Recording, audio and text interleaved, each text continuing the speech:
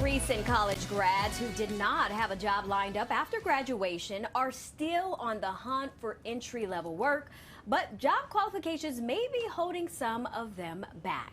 Thank you for staying with us. I'm Erin LeBeau. And I'm Tamsin Fidel. Well, according to a recent survey, nearly half of all adults who graduated in the past year did not believe that they were prepared for a particular job, and 39% didn't even apply to a job because they just didn't meet all the qualifications in that job description. But, you know, that does not have to hold you or your career back. Right. And joining us now to discuss ways to make your skills stand out is Vicki Salemi. She's a career expert for Monster. Thank you for joining us. Thanks for having me. All right. So what are your thoughts about a job description? Should people let that kind of stop them from applying? No, you should still apply, and here's why. And I can tell you because when I worked in corporate recruiting, when you apply to a job, you're not only applying to that job, you're applying to the company. So then your resume becomes part of that database for other recruiters to find you. So let me ask you something. So many people will, send in a resume. How do you make that stand out? How do you make a resume stand out, even if it doesn't check every box in the job requirements at that time? Great question, Tamsin. You could do a few things, such as tailor your resume to that job description. Look for the key words so you match. You always want to be 100% factual on your resume, but also highlight a summary section at the top to highlight your transferable skills like strong communication and customer service skills. Now, what are some 3 red flags you say that employers say grads should avoid?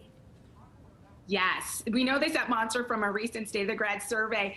Number 1, they should avoid appearing unprofessional on a remote job interview. Another pet peeve, red flag, is being unqualified for the specific job. And third is typos on your resume. Remember to spell check. Yes. All right, let's talk about the Great Resignation. We've chatted a lot about it. It's certainly impacting the entry-level market anyway. Is that a good thing, though, for some of the grads out there? It's a very good thing because companies are still competing for top talent, and that includes entry-level workers.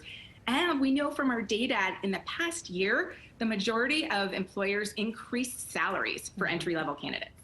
Okay, so in Monster's State of the Graduate Survey, college grads listed some values that they are looking for in a job. So what are some of those immediate deal breakers? They're absolutely looking for flexible or hybrid work arrangements. Career development programs, and a diverse workforce are the top 3. So they're really looking for diversity and flexibility. And so, going forward, I guess I look around and I think like it can be a very scary thing to try to enter the job market right now. Is there anything that you recommend to people just out of the gate? I know you've seen a lot of resumes. You've worked in corporate America. You're doing so much with Monster. What is some good advice you can give to people that are saying, okay, it's time for me to do it after the summer is about to wrap up. It's time for me to do it. Keep going and keep your networks strong and alive and well. Former internship bosses, get testimonials, and also include that valuable experience you've had on a resume that may not necessarily be a traditional work experience. It could have been a remote internship, volunteer opportunities. Those skills matter. And keep going. You got this. All right. We love the positivity. Thank you so much, Vicki, for joining us. We love having you on the show. Everybody needs a job cheerleader like that. We'll see you soon.